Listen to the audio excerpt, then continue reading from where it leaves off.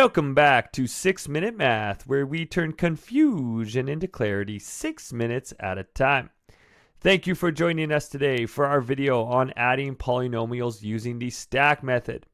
Make sure you hit subscribe to stay up to date for all the tips, tricks, hints, and hacks that we have to give in order to make your math journey easier. 6 minutes does tend to fly by quickly, so let's get going. Our key points when we are adding polynomials using the stack method is we are going to use that name and we are going to stack our terms on top of each other. Now we want to make sure we stack our like terms on top of each other in this method. Then we're just going to add or subtract the like terms together. So let's check out an example here.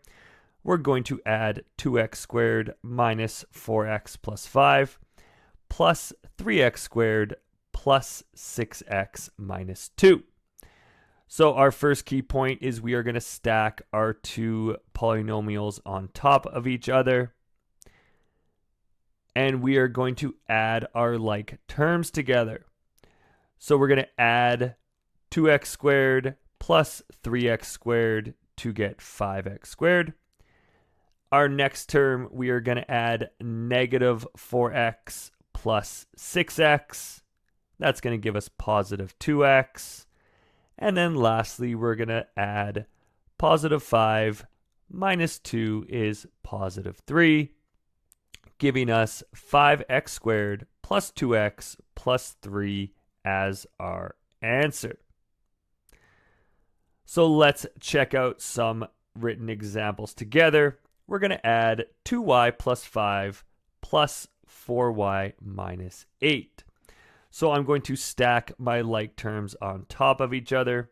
We have 2y plus 5 and 4y minus 8. Then we are simply going to add or subtract our like terms. 2y plus 4y is 6y. And positive 5 minus 8 is negative 3. Let's add 3x squared minus 7x minus 6 with 8x squared plus x plus 3. So we are going to stack these two on top of each other by like term. So we have 8x squared plus x positive 3. And when I have a variable by itself, I do need to remember that I have an imaginary coefficient of 1. So we have 3x squared plus 8x squared is 11x squared. Negative 7x plus this imaginary 1x is going to be negative 6x. And then negative 6 plus 3 is negative 3. How about if I were to add 3x squared minus 5 with negative 7x squared minus 2x? So I do need to make sure my like terms are stacked on top of each other.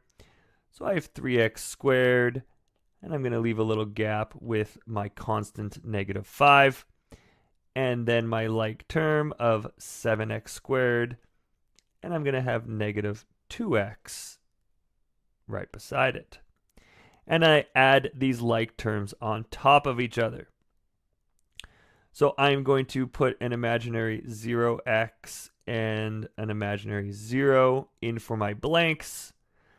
And that leaves me with 3x squared minus 7x squared is negative 4x squared. I have a 0x minus 2x. This actually is just going to be this one term.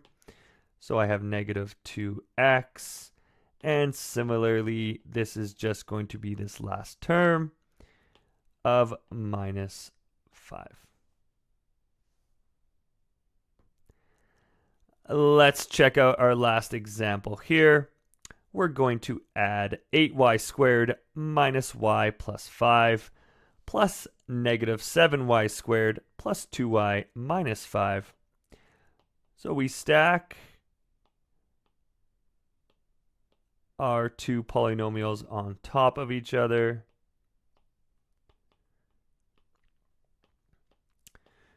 We need to remember this imaginary 1 in front of our y.